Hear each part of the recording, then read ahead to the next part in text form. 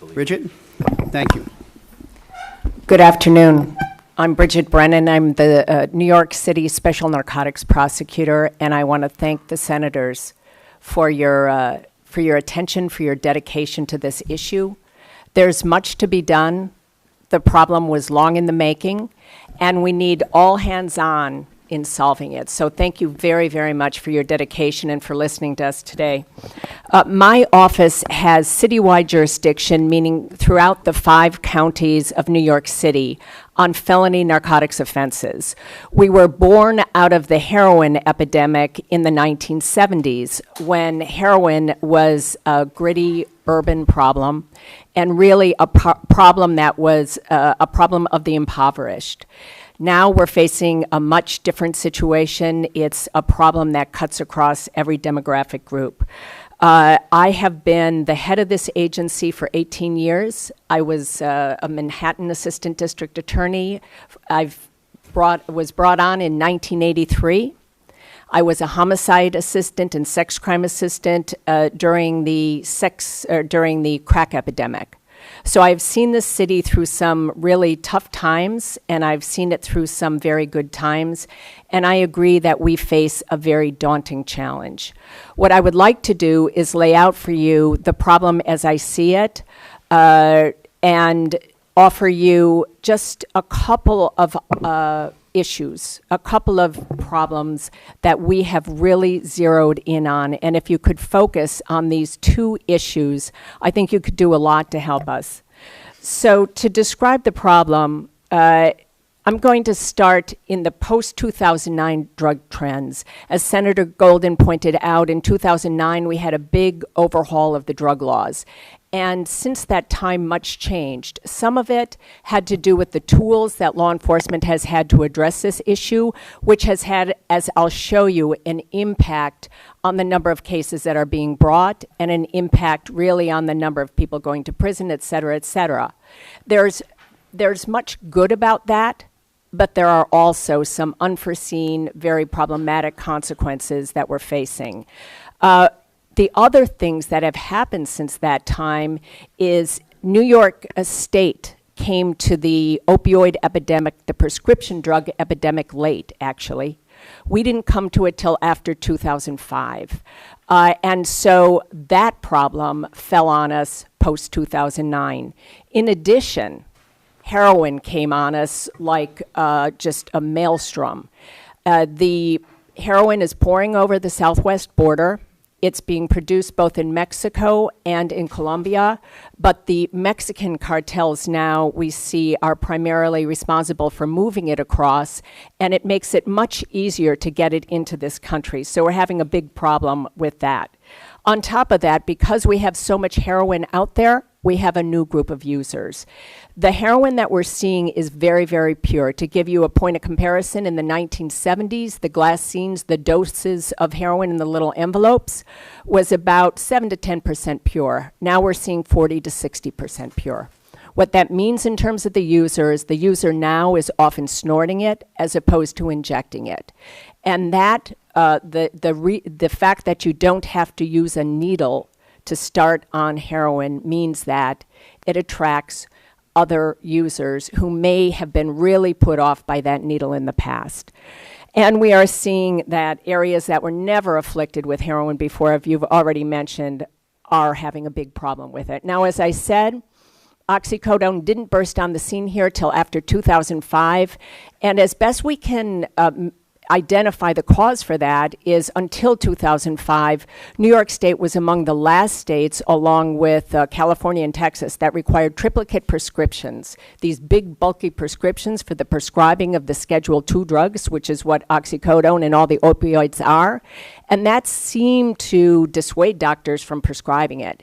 But now, since they use the same pad as they use for prescribing an antibiotic, we saw a big bump up after 2005. My chart doesn't go all the way back to 2005. The reason I started looking at it, we don't usually look at legal drugs as the special narcotics prosecutor. But in about 2009, we started to find huge stashes of the opioid prescription drugs when we were hitting search warrants all over the city. So we tracked it back to see where it was coming from. And what we discovered, I thought I'd find that a big catch of it had been stolen off a shipping dock. What we found was that it was being prescribed in record amounts. We saw prescriptions just for one of the opioid drugs, oxycodone, which is the favorite on the diversion market. We saw more than 1 million prescriptions, hitting more than 1 million in 2010. And that's 1 million not pills, but prescriptions for a city of 8.5 million people, including children. We have seen that continue to rise, but I'm glad to say that we are seeing it level off. Why do I say I'm glad to say it? Because in terms of the new addict that you're describing, the gateway is the pills. And to the extent we're finally seeing it level off, it suggests to me that we are starting to see the gateway, the drug that introduces the new user. We are starting to see that gateway at least not open wider and wider, but hopefully start coming to a close. That's what I'm hoping. There's been some talk about the shift over to heroin after I stop. It was my experience in analyzing this and listening to treatment providers that even before I stop, the addict, the person who was addicted to the opioid drug, was switching over to heroin because it's cheaper and it's built to get high. Unlike the opioid medication, which often has some contents which allow it to absorb into the system more slowly. So I think we saw that switch over. I think iStop, frankly, has only helped our situation. I certainly don't think that has made things worse. I think I punched out my microphone, but that's okay. I have a nice loud voice. I want to show you what our overdose death rate looks like. The areas circled in yellow are the areas with the highest overdose rate in the city, and you do see it's over in Staten Island, but look at where we are over here, right? What we've seen with the opioid overdose rate is that it creeps. This is New York City. Here's Staten Island. These are two of the neighborhoods in Staten Island for these years, 2010, 2013, 12 to 13. Our health department, this comes from our city health department. They're always lagging behind in terms of getting the information. But the other thing is you saw the high death rates up in the Bronx too. It makes the point that everybody's been making. This is the South Bronx, some of our more impoverished areas of the city. These drugs cut across every demographic. It hurts everybody. And it's creeping. Comes across Staten Island, we see it creep across here, and when we get to the slide on heroin overdose deaths, you'll see that they sort of follow the same pattern. I urge the senators to read this editorial. It's in the package that I gave to you, and it specifies some things the state health department can do to educate our physicians and encourage them along the lines of what Senator Golden was talking about to reduce the number of opioid prescriptions. Now, this is how a criminal diversion ring operates. I'm going to give it to you real quick. We have done a lot of cases that reflect this, and I'm telling you, prior to about 2010, I could count the number of cases we did on doctors or medical staff probably on one hand, and since then we've done dozens. A doctor or a member of the staff or somebody who steals one of these pieces of paper collects somewhere around $125 cash, if it's a doctor, for this piece of paper, a prescription. The customer is often recruited by a diversion ring, which is collecting thousands and thousands of pills for redistribution. They give one of their, what we would call the runners, $300 to go pay cash for the pills. They use cash because that way the insurance companies won't track it. The pills are sold on the street for somewhere around $20 each. Usually it's our rule of thumb that it's about $1 per milligram. So here's the math. For 180 pills, which would be the highest supply you could get for a month, the net gain will be somewhere around $3,600. And minus the relatively small amounts that go into it, for doing absolutely nothing, these rings can collect over $3,000 for one bottle of pills. And that's what's really fueling all these drug diversion rings. That's the model. So what did we see backing up? Well, of course, once the Mexican cartels saw how much opioid the Americans were consuming, they quickly followed up with heroin. Heroin in amounts that I've never seen before, and I've been head of the agency for 18 years. So look at the huge, huge spike up between 2013. These are our big seizures that we do with DEA, and this is just in New York City in my office. And this is in kilograms, so multiply it by 2.2 to tell you how many pounds of heroin we seized in 2015. And it's somewhere near 1,000 pounds, compared to what we seized in 2006, which was somewhere near 100 pounds. So that's what I mean when I say we are awash in heroin. Now let's take a look at the heroin death rates in the city. This is 2013, 2014. The areas circled in yellow are the ones with the highest death rates. Again, it's Staten Island. Again, we see the creep across the river there. And again, we see the South Bronx is consumed. Very different heroin organizations in Staten Island and the Bronx, by the way. Very different law enforcement strategies involved in rooting out those organizations. But this is how the heroin trafficking routes appear. My agency does a lot of these international cases. And I can tell you from my perspective, the greatest contribution law enforcement can make to this effort is to reduce the supply of cheap, addictive, narcotic drugs on the street. That's our mission.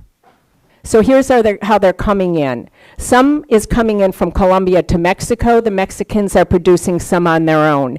They've increased the number of land, the amount of land which is devoted to opium cultivation, and they've developed methods for processing heroin on their own. We see it moving sometimes to the Caribbean, to the Dominican Republic, sometimes to Puerto Rico, and then coming to New York. But the vast majority comes overland from Mexico across the United States and into New York, where it fuels the rest of the state. We have huge volume heroin production going on in this city. Much of it is concentrated in the Bronx, and that's because the Bronx has great highway access to upstate New York, to Long Island, to New Jersey, and to the entire New York metropolitan area. The heroin production mills, as we call them, operate like factories. They are producing hundreds of thousands of glassines a day. They work in shifts. They produce millions off of one load of heroin that comes in. Here's how the dealers make money. Heroin is a cheaper alternative for the opioid addict. And so, you can't see this, but this is New York City. The price for heroin is a lot lower than it is upstate. One glassine in New York City might be $10. In Clinton County and Plattsburgh, it's $20 to $50. And in Suffolk County, it might be $20. So it's all about the price point. This is a business. Mm-hmm. It's 100% business model. One mill, one shift, hundreds of thousands of glassines. Those bricks you see are glassines that are wrapped up in magazine papers, ready to be transported in a car going upstate. There's several hundred thousand in that mill that we took off. In New York City, heroin deaths have outpaced murders. I think we had over 400, maybe 460 deaths attributed to heroin alone. That's not counting the opioid overdoses. Total, there were over 600, and there were about 350 or so murders in New York City last year. Wow. Same things happening throughout the state. In the suburbs, the heroin supplies are surging and the deaths are soaring. So post-2009, what are our enforcement challenges? Well, the penalties are lighter. And so, oddly, what we have found, even though that was a statutory change that was directed to getting more people into treatment, what we have found in my office is because the penalties are lighter, fewer people are going into treatment from the criminal justice system, and that means we have to recalibrate. The criminal justice system, alternatives to incarceration, is not necessarily going to be feeding people into treatment now, because they're facing probation as an alternative, not incarceration. So people don't really want to go into treatment, and that's one thing that's hard for people to wrap their heads around. But a person who's addicted doesn't necessarily want treatment. The people who love him want him to get into treatment, and some corner of him wants to get into treatment, but he's sick and he just wants to get high oftentimes. And so we have to develop better mechanisms for getting people into treatment. In New York City, we focused a lot on violent gangs, but that's, everything has its cost and allocation of resources. So then there are fewer narcotics detectives, undercovers, and we've had less disruption of street supply. And this is going on across the state. New York City is just one example. There are fewer drug sellers in prison, they're serving shorter sentences, and they're cycling through more quickly. And simultaneously, we've had this opioid epidemic unfolding. The overprescribing of legal drugs, record amount of illegal heroin smuggled into the US. And so I told you that we have seen fewer and fewer people going into treatment. Let me just show you what's happened since 2009. These are my office's sentences, a percentage breakout of our sentences, just to give you a sense of it. 2005, about 42% of our defendants went to state prison. Last year, about 45% went. In 2005, I think that number is around 18% went to the local jail. Last year, that goes up about 22%. So we're seeing some shift there. Some more people are going to city jail, but where we see the big spike up is in probation. 2005, about 8%, I think that number is, went to probation. Last year, 2015. So that's what I mean. People are facing probation, and so they're not really that interested in treatment. Where do we see the trade-off? Okay, in treatment, 2005, 14% of our defendants went into treatment. Last year, and this has been consistent, 6%. It's inverted. So that's not really the avenue that's going to be a viable avenue so much for us. We have to look differently at how we're going to approach treatment, at least in my office here in New York City. Again, it could be different in places throughout the state. What our felony arrests, the top number, the top line here is felony arrest in New York City. As you can see, it's gone down since 2008. This number here is felony indictments throughout New York City, again going down. And this is commitment to state prisons going down. Now, this is what we were hoping to achieve and what the state was hoping to achieve with the drug law reforms in 2009. Again, consider trade-offs. State and regional ramifications are significant because New York City is fueling the drug epidemic all over. It's not only staying in New York State, it's going into New Jersey, where it's coming back into Staten Island. The prescription drug pill rings follow the same pattern, and addiction and overdose deaths are reaching records in places where it was unheard of not long ago.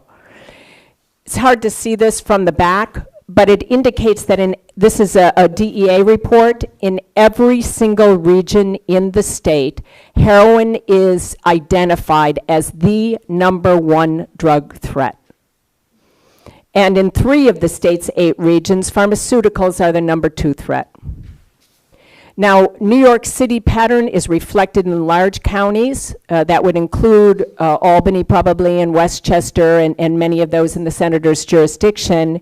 Again, it's a trend towards fewer drug arrests, fewer drug indictments, fewer drug commitments to state prison. The small counties is the only place where you see it coming up. I have a theory on that. My theory is that the small counties are feeling it much harder and much faster than we will in the larger counties where we just have bigger populations. When I say that, I mean that heroin use and opioid addiction are frequently associated with property crimes. And it's not just property crimes, violent crimes, terrible robberies, homicides, et cetera, et cetera. In a small county, you're going to see it and feel it more quickly than you will in a big, larger metropolitan area. All right, there are two things that I said that I wanted to bring your attention.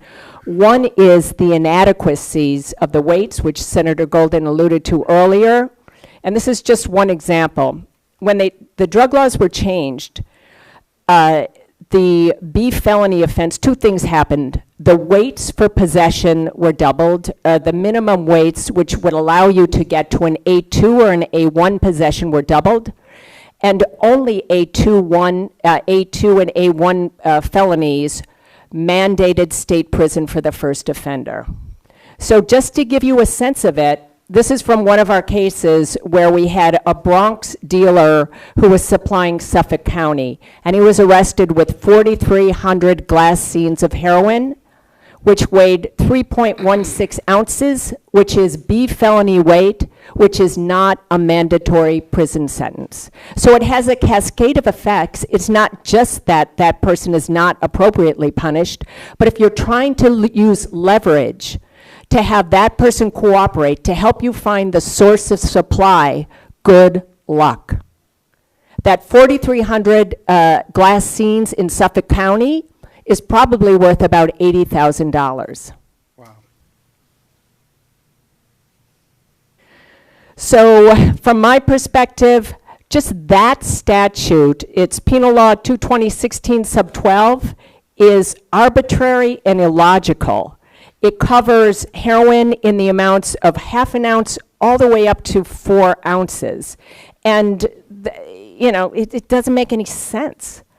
The first penalty for the first time person convicted of that crime is probation. The predicate offender faces a minimum of 2 years and would be very likely a candidate for shock. And that shock means you're in for 6 months and then out right back in the community, making your $80,000 minus your cost again, right? Now, the second thing, I want to point this out to you. This is a doctor who is literally selling prescriptions not far from here in Sunset Park. He's selling to one of our undercover officers right in his office. He's writing out prescriptions, taking cash for it, just like, the grocer. Exchange.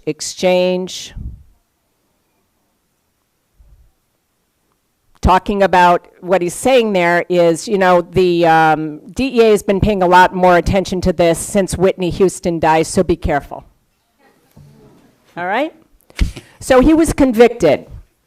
We insisted that he plead to every one of the counts in the indictment. There are 43 counts of sale of a prescription drug in the indictment, which is a C felony offense. I think he served 30 days, and we worked with the Office of Professional Medical Conduct to assure that his license would be taken away. So guess what's coming? The board decided 5-0 to reject the request for revocation. Not only did we have him on tape selling the prescriptions, we recovered $150,000 worth of gold bars in his Long Island home. Wow. The board modified the penalty to suspend his license for 2 years, to stay the suspension in full, to limit his license, to prohibit him from prescribing controlled substances for 1 year, thank you very much, and to place the respondent on probation for 5 years under terms that will include practice monitoring and completing in 1 year 12 hours of continuing medical education. It's a shame. Not only is it a shame, but the standard of proof for my office is proof beyond a reasonable doubt. The regulatory board has a much lower standard of proof. It's far easier for them to oversee and punish this appropriately. I don't really want to be throwing doctors in prison. I mean, that's not the goal of all this, right? The goal is to curb the supply. I'm fine with throwing them in when they're drug dealers, but let's face it, it can be done much more quickly, in a much more streamlined way. If the Office of Professional Medical Conduct has adequate resources to do these cases, if the boards are advised of their obligations to the community to protect the public, and if a statute is enacted, same one that lawyers face, if you are convicted of a felony offense, you forfeit your license. There's no statute like that with respect to doctors, and I advocate that. Overall, the oversight of physicians is sadly lacking. The vast number of our physicians are good, hard-working. There's just a few bad apples out there, but what you need to do is throw the fear of God into them, because they're just doing it for money, just like any other drug dealer. Let them know their license is going to be pulled, and you'll see far less of that. So that's my testimony. I thank you very much for your attention. I look forward to working with you in the future, and turn it back over. Thank you very much. Thank you. Richard, I think you threw the fear of God into us, not the doctors. They should have the fear of God in them. But I got to tell you, the information that you've given us is, I mean, it's considerable, and it's shocking. And I think the people in this room are getting the drift of how bad this drug is and how lucrative it is to our drug dealers. We're going to come back. We're going to let the chief and the captain make their comments, and then we're going to go to questions, okay?